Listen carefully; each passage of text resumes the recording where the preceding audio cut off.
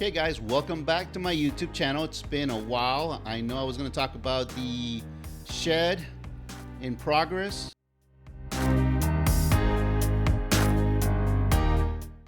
I figure I kind of let you guys in. You can kind of see it on the lower right hand corner, or I guess left hand corner, depending on how you're looking at it, where we started with the concrete slab. We had to pull a permit on this for the shed, so you guys can kind of see. We went ahead and did the hurricane straps down at the base, anchored it to the slab, put all of the verticals up.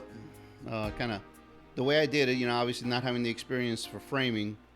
I put all the verticals in, then I put a horizontal top plate, then I put the straps down to the verticals, and then I put the roof membrane, roof framing on top.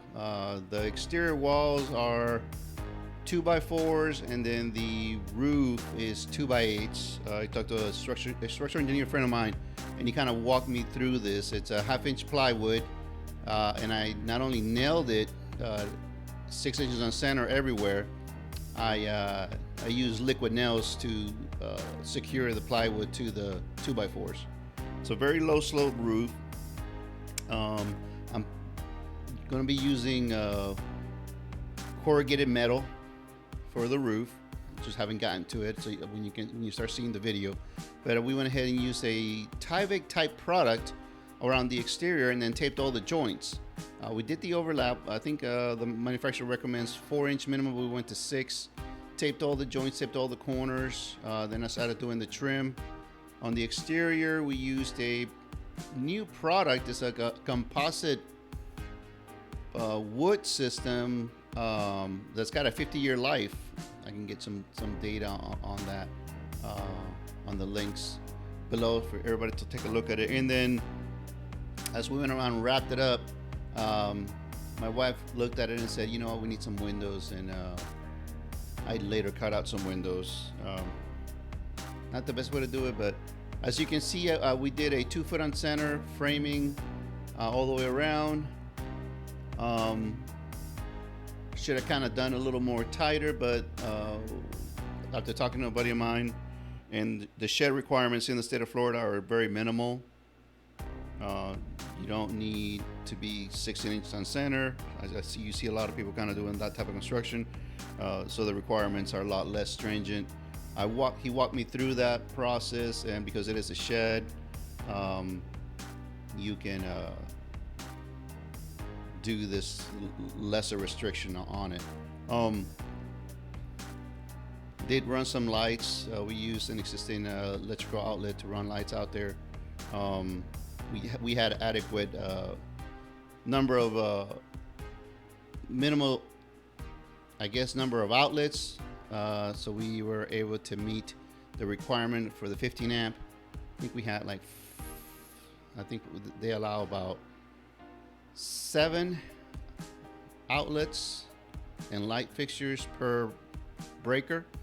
We estimated, 1.2 amps per outlet. We went ahead and put a little AC unit, as you can see, to cool the space off. And then we used the old steel insulated door. Believe it or not, on that south side where we put the door during the daytime, it actually stays pretty cool. I'm surprised the door doesn't get hot on the inside, but you can kind of, when I walk outside, the door actually remains cool, very hot on the outside, but very cool on the inside. We went ahead and used 5/8 gyp all the way around. We did the mudding ourselves. There are a couple of places where we have some imperfection. You may be able to spot it on the video once it's uploaded, but we did a fairly good job. It took us a little bit of time. It was kind of dusty in here for a first time. Actually, this is probably like my maybe second time doing this. You want to pay somebody to do the mudding and the taping. Mostly the sanding. It's a pain in the butt, but once we had that done, we went ahead and painted it. We picked some very neutral colors. Hindsight 2020 would have kind of done Like to have done something a little more festive color-wise, but we're living with it. It's a shed.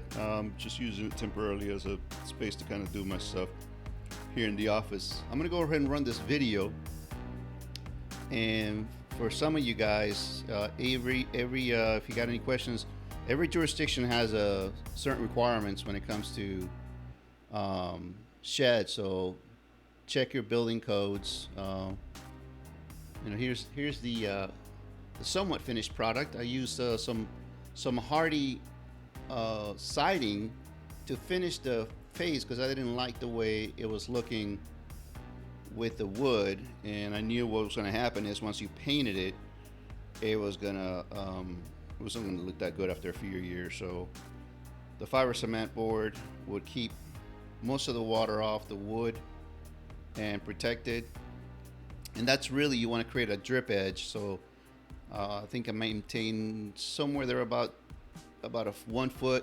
1'4" in some locations, perimeter edge to let that water just drip down if there was a condition where it had to drip.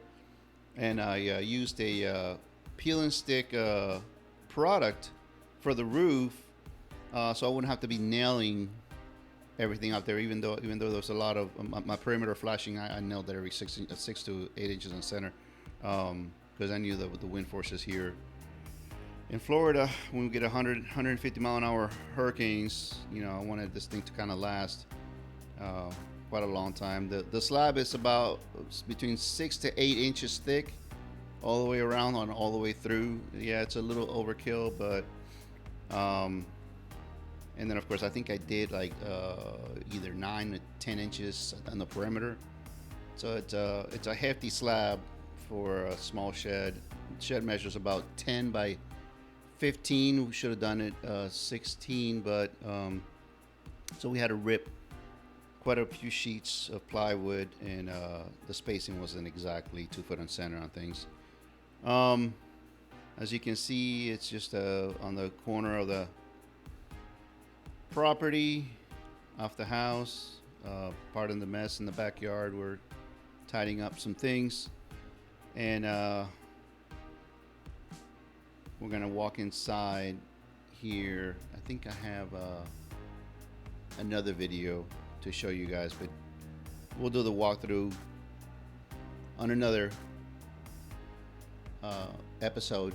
And I got some other great ideas to kind of show you guys, to hopefully share with you guys. So if you guys like these videos and want to subscribe, please join us on my next post. Thanks.